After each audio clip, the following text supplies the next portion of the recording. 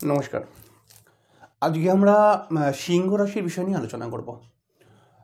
2024-এ সিংহ রাশির অবশ্যই ভালো সময় আসছে, তবে ভালো সময় আসলেও বেশ কিছু সমস্যার মধ্যেও কিন্তু সিংহ রাশি পড়বে। তাই আমরা আজকে আলোচনা করে নেব যে 2024-এর ট্রানজিট এবং এই ট্রানজিটের মধ্যে আমরা বিশেষ 4টি গ্রহকে নিয়েছি, কারণ এই 4টি গ্রহ দীর্ঘমেয়াদী সমস্যা ক্রিয়েট করে। এই জন্য আমরা বৃহস্পতি, শনি, রাহু, কেতুকে অবশ্যই নিয়েছি এবং এই গ্রহগুলোর দ্বারা আপনাদের জীবনে কী কী সমস্যা আসতে পারে সেই বিষয় নিয়ে একটা সংক্ষিপ্ত আলোচনা করে নেব। দেখুন, সিংহ রাশির মানুষ যদি আপনি হন, তাহলে পারে এই বিষয়ে তো আমি অনুষ্ঠান আগেও করেছি যে সিংহ রাশির বেশ কিছু ভালো পয়েন্ট আসছে, ভালো সময় আসছে এবং সেটা মিথ্যে নয়, অবশ্যই ভালো সময় আসছে। এবং এই ভালো সময় অর্থাৎ 2024-এর যখন একটুখানি আর একটু এগোবে, 2024-এর মে মাস থেকে প্রায় বা এপ্রিলের পর থেকে আপনাদের কিন্তু অনেক ভালো ভালো জিনিস ঘটবে। কিন্তু কখনোই ভুলে গেলে চলবে না যে ভালো যতই হোক তার মধ্যেও কিন্তু কিছু না কিছু সমস্যা থাকবে। তো এক ঝলকে আপনাকে জেনে নিতে হবে যে 2024-এর মধ্যে কী কী সমস্যার সামনাসামনি আপনি হতে পারেন এবং সেই সমস্যা থেকে আপনি কিভাবে রিকভার করবেন। তো আমরা অবশ্যই অনুষ্ঠানে চলে যাব। অনুষ্ঠানে যাওয়ার পূর্বে প্রত্যেকবার যে কথাটি বলে থাকি, আপনারা আমার চ্যানেলে যদি প্রথম হয়ে থাকেন বা আপনি, তাহলে পরে অবশ্যই আমার চ্যানেলটিকে সাবস্ক্রাইব করে দেবেন। দেখুন, সিংহ রাশির আমরা সিংহ রাশির ব্যক্তিত্ব টেক্তিত্ব এসব নিয়ে অনেক আলোচনা করে নিই। এখন টু দ্য পয়েন্টে আলোচনা করবো আজকে। দেখুন, সিংহ রাশির ঠিক সপ্তম ঘরের মধ্যে শনি বসে রয়েছে এবং সারা বছরই শনি কিন্তু কুম্ভ রাশির মধ্যে থাকবে, মানে সিংহ রাশির ঠিক সপ্তম ঘরের মধ্যে। এই কারণে কিন্তু বহু সিংহ রাশির ছেলেমেয়েদের মধ্যে বিয়ে করার একটা প্রবণতা কিন্তু তৈরি হবে। বেশ কিছু জায়গায় বিবাহ স্থিরও হয়ে যাবে।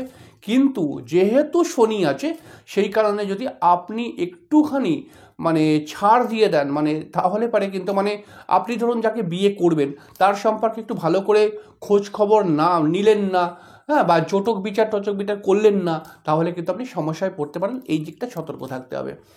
দ্বিতীয় নম্বর কথা হচ্ছে, সিংহ রাশির ব্যক্তি যদি আপনি হন, তাহলে পারে আপনার বিবাহিত জীবনকে কেন্দ্র করে হঠাৎ কোনো সমস্যা কিন্তু শনি নিয়ে আসতে পারে। বিশেষ করে দেখুন, সিংহ রাশির বিবাহিত জীবনকে কেন্দ্র করে মোটামুটি সমস্যা চলেই, কিন্তু বিশেষ করে শনি কিন্তু 30শে জুন থেকে 15ই নভেম্বর অবধি বক্রি হয়ে যাবে। এই সময়টায় কিন্তু শনি বিবাহিত জীবনকে কেন্দ্র করে কিছু না কিছু সমস্যা দেবে। তাই অবশ্যই আপনাকে ওয়াকিবহল হতে হবে।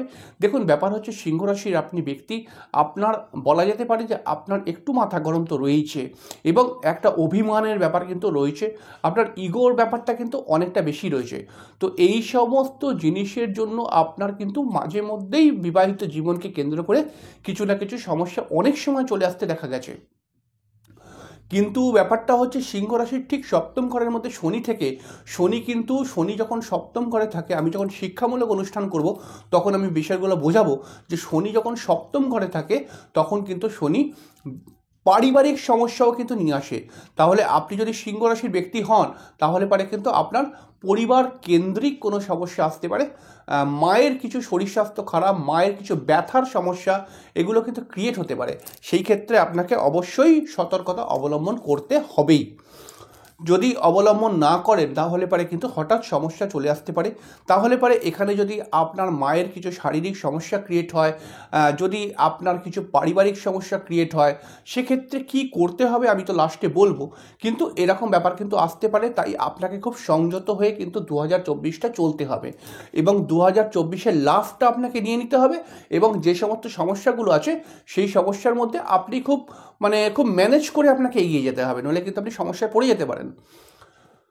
দেখুন, অপরদিকে আমি যে কথাটি বলবো যে সিংহ রাশির সপ্তম ঘরের মধ্যে শনি থাকার ফলে শনির তো সপ্তম দৃষ্টি আপনার লগ্নের মধ্যে পড়ছে এবং আপনার লগ্নের মধ্যে পড়ার ফলে মাঝে মধ্যেই আপনার কিন্তু ডিপ্রেশন ক্রিয়েট হয়ে যাচ্ছে এবং কিছু শারীরিক ছোটোখাটো অসুবিধা আপনার মধ্যে কিন্তু আসছে।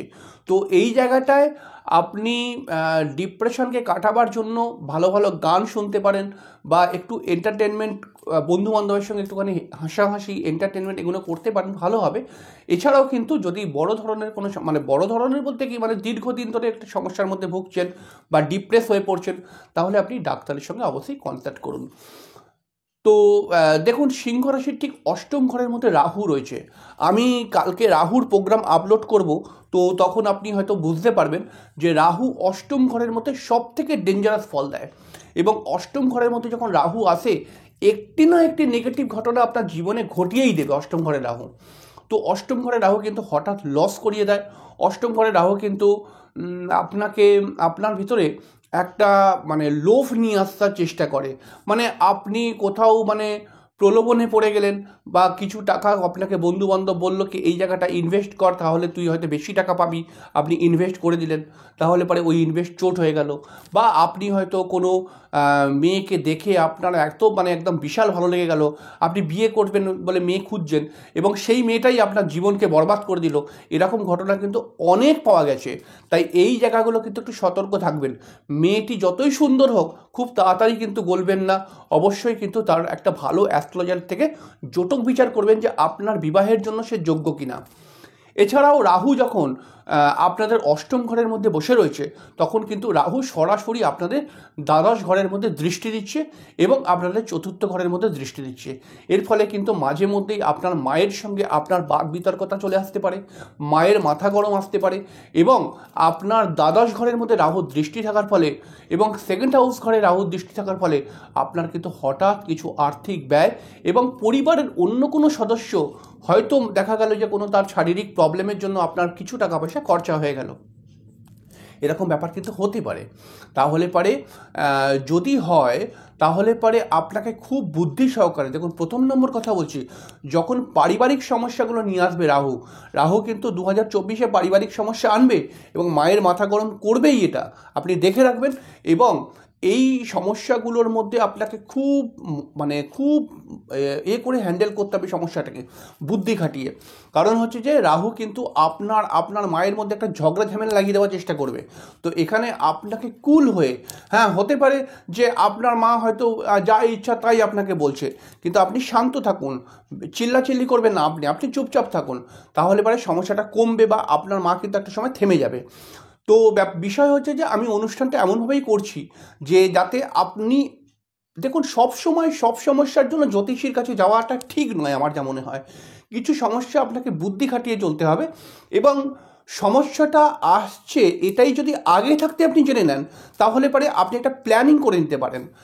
এবং সিংহ রাশির ক্ষেত্রে তো বলছি যে দেখুন রাহু তো সমস্যা করবেই, তো সেই ক্ষেত্রে রাহুর সমস্যার মধ্যে আপনি পা ফেলবেন না, আপনি ঠিক নিজের বুদ্ধি খাটিয়ে চলুন।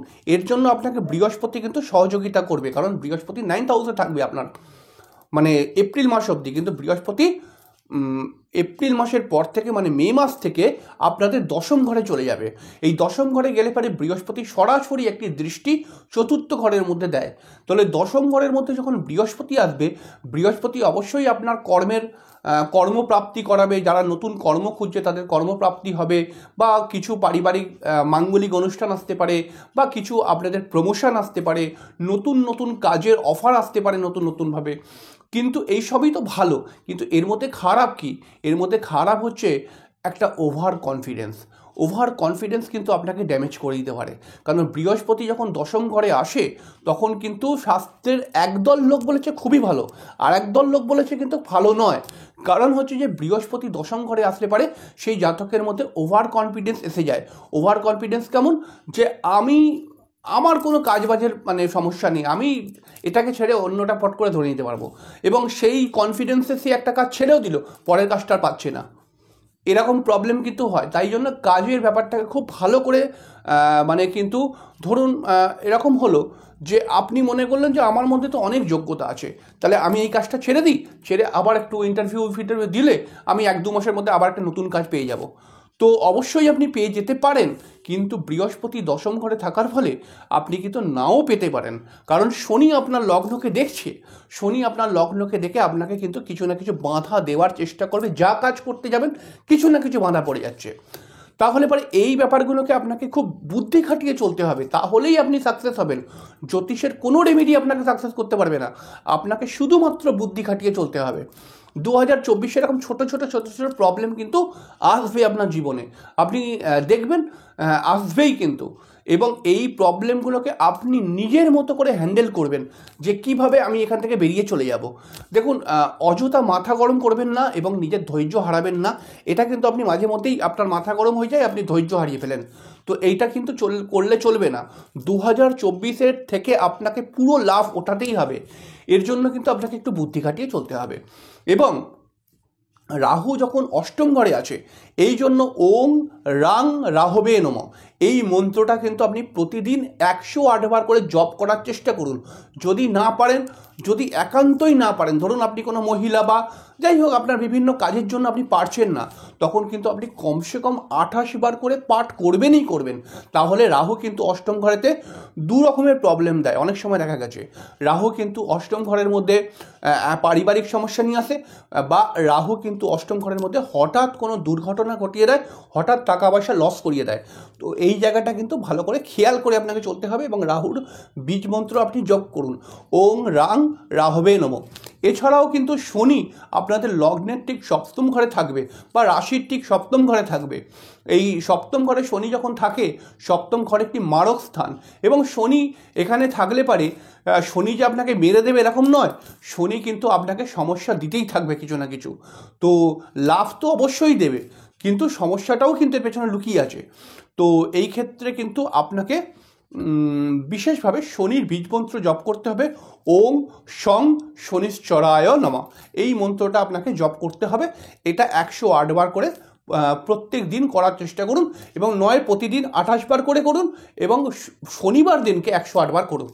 এই মন্ত্রটা যদি আপনি করতে পারেন, তাহলে কিন্তু আপনি আপনার জীবনের যে সমস্যাগুলো আসবে 2024-এ, সেগুলো থেকে অনেকটা রিকভার করতে পারবেন নিজেকে, এবং 2024-এর আসল লাভ আপনি ওঠাতে পারবেন। দেখুন, বৃহস্পতি আপনার রাশির ঠিক নবম ঘরে বসে রয়েছে।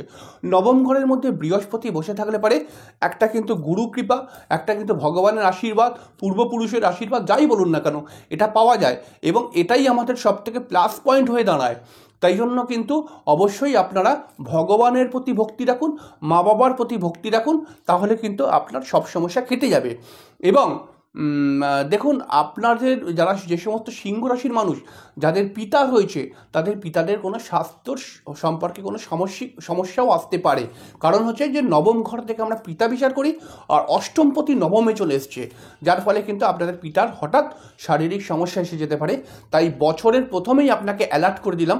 কারণ হচ্ছে যে এই সমস্ত সমস্যা ন্যাচারাল, যে বাড়িতে লোক থাকলে পারে তার সমস্যা আসতে পারে, কিন্তু এর জন্য আপনি আগে থাকতে মানসিকভাবে রেডি যদি থাকেন, তাহলে পরে আপনি বিষয়টাকে ট্যাকেল করতে পারবেন, নইলে কিন্তু সমস্যা আসতে পারে।